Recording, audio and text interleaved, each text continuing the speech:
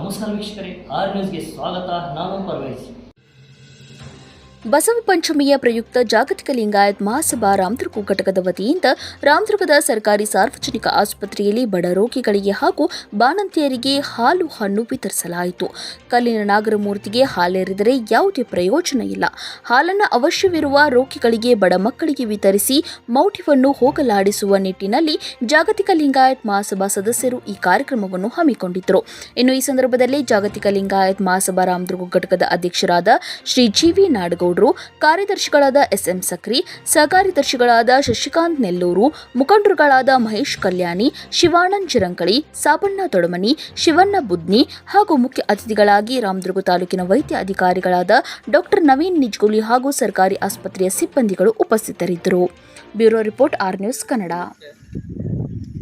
ರಾಮದುರ್ಗದ ಸರ್ಕಾರಿ ಸಾರ್ವಜನಿಕ ಆಸ್ಪತ್ರೆಯಲ್ಲಿ ಹಣ್ಣು ಮತ್ತು ಹಾಲು ವಿತರಣಾ ಕಾರ್ಯಕ್ರಮವನ್ನು ಜಾಗತಿಕ ಲಿಂಗಾಯತ ಮಹಾಸಭಾ ರಾಮದುರ್ಗ ತಾಲೂಕು ಘಟಕ ಹಮ್ಮಿಕೊಂಡಿದ್ದು, ಈ ಕಾರ್ಯಕ್ರಮಕ್ಕೆ ಮುಖ್ಯ ಅತಿಥಿಗಳಾಗಿ ಉನ್ನತ ಲಿಂಗಕ್ಕೆ ಬೋಣವ ಹಿಡಿಯಂಬರು, ಉಣ್ಣುವ ಜಂಗಮಕ್ಕೆ ಹೋಗೆಂಬರು ಅನ್ನುವಂಥ ಅರ್ಥದಲ್ಲಿ ನಾವು ಆ ಹಾಲನ್ನು ಕಲ್ಲಿನ ಹೊತ್ತಿಗೆ ಎರೆದ್ರೆ ಅದೇನೂ ಪ್ರಯೋಜನ ಆಗಂಗಿಲ್ಲ, ಹಂಗೆ ನೆಲಕ್ಕೆ ಬಿದ್ದು ಹೋಗಿಬಿಡ್ತೈತಿ. ಆ ಒಂದು ದೃಷ್ಟಿಯಿಂದ ನಾವು ಇಲ್ಲೇ ರೋಗಿಗಳಿಗೆ ಹಾಲು ಹಣ್ಣು ಹಂಚಲಿಕ್ಕಂತ ಬಂದೀವಿ. ಅದು ಮತ್ತು ನಿಜವಾಗಿ ಹೇಳಕ್ಕಂದ್ರೆ ಅದು ಹಾವು ಸರೀಸೃಪ ಪ್ರಾಣಿ, ಹಾಲನ್ನು ಕುಡಿದನೇ ಇಲ್ಲ. ಅದೇನು ಮೌಢ್ಯವನ್ನು ಬಿತ್ತಾರೋ ಏನೋ ನಮಗೂ ಗೊತ್ತಾಗೋದಿಲ್ಲ.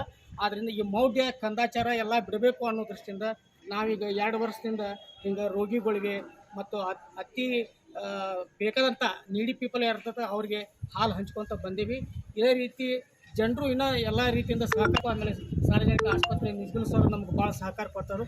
ಅವ್ರಿಗೆ ಧನ್ಯವಾದ ಹೇಳಿ ನಾನು 2 ಮಾತು ಮುಗಿಸ್ತೀನಿ. ಈ ಕಾರ್ಯಕ್ರಮದ ಕುರಿತು ಡಾಕ್ಟರ್ ನಿಜ್ಗುಲ್ ಅವರು ಒಂದೆರಡು ಮಾತು. ಎಲ್ಲ ನಮಸ್ಕಾರ.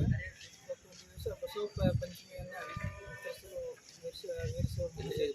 ಜಾಗತಿಕ ಲಿಂಗಾಯತ ಮಹಾಸಭಾದವರು ಬಂದಿದ್ದಾರೆ.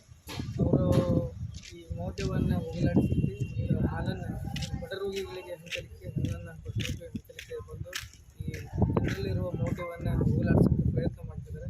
ಈ ಪ್ರಯತ್ನ ನಿರಂತರವಾಗಿ ನಡೀಲಿ ಮತ್ತು ಯಶಸ್ವಿಗೊಳಿಸುವಂತ ಹಾರೈಸುತ್ತಾ